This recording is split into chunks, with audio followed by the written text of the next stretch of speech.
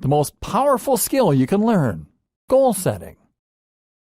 Learning how to set goals properly is arguably the most powerful skill that you can possibly learn. Why? Because it will allow you to then accomplish a huge range of other goals. When you know how to set goals, it allows you to effectively work toward anything. This is the key to unlocking pretty much everything you can want from life. So ironically, the first goal you should focus on is the goal of setting goals.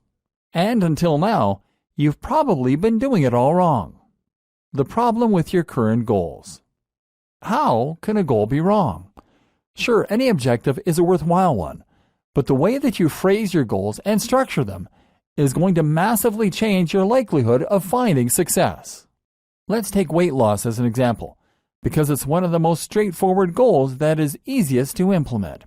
When you set out to lose weight, you should start with a concrete goal, and for most people, this will look something like this. Lose 2 stone by next year. This is a terrible goal. Why? Well, first of all, it is far too vague. How are you losing weight? Weight from where? Why do you want to lose a weight? What do you actually want to look like? At the same time, it's out of your control. Even if you are completely committed to your goal, you may find that outside forces prevent you from being successful. Maybe you get ill. Maybe you accidentally follow the wrong program. Maybe it turns out you have a bad metabolism. Finally, the goal is too far in the future. If your goal is to lose weight by next year, that then essentially gives you a license to procrastinate. The target is so far away that you indulge yourself in a little overeating, or put off exercise for a while and not worry about it until next month. 6 months pass and you realize you're actually further from your goal, and because it's too late, you're likely to just give up at this point. Not a good goal. What good goals look like? So what does a good goal look like? How might you phrase this same objective in a manner that will increase your chances of success? The first thing to do is to focus on things that are immediately within your control and that are not influenced by outside factors at all.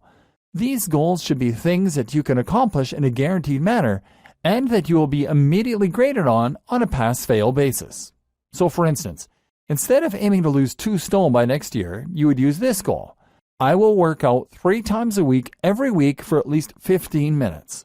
Now that is a goal that you can aim for.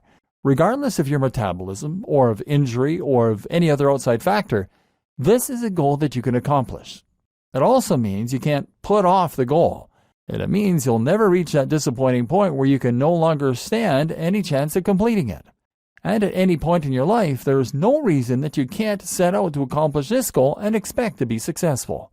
But by focusing on this small, short-term goal, you will then find that the long-term goal of losing the weight takes care of itself. How to formulate your goals. But that doesn't mean that any short-term goal that is binary in nature is going to cut it. First of all, you need to know what you want and make sure that the goal you are setting for yourself is going to help you get there. You need your goals to be intrinsically motivating, and that means that you have to feel truly passionate about them. It's only by following a goal you really feel excited about that you will find you have the energy and motivation to keep going. Working out for 15 minutes a day is an effective goal because it is sure to take you closer to your broader goal of losing weight. By keeping that end goal in mind, you should stand a better chance of staying motivated to work out, even when you're feeling tired or when you're feeling low on willpower. And you shouldn't just be aiming to lose weight either. Instead, you should have a more concrete vision of what this entails. Do you want to be thinner? Do you want to be more muscular? Why do you want that thing? Is it so that you will be more attractive to the opposite sex? Or because you want more energy? Be honest with yourself and listen to that drive inside that is pushing you toward the goal you want to accomplish. If your goal is to make money, then try to focus on what the emotional hook is that is making you want that money. It likely boils down to more than cash.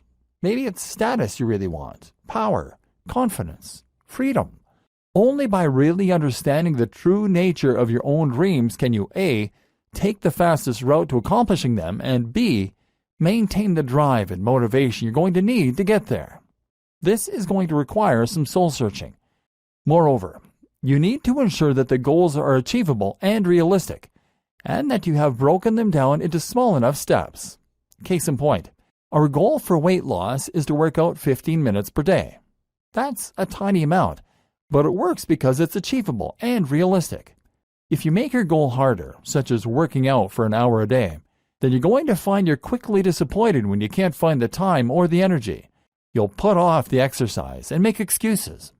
The best part about training for just 15 minutes is that once you start, you'll often find you go for longer. Put it this way, it's much better to have a small, easy-to-accomplish goal and stick with it than it is to have a massive, life-changing goal that you can't manage.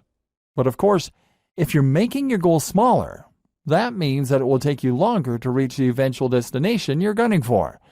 This is not a problem.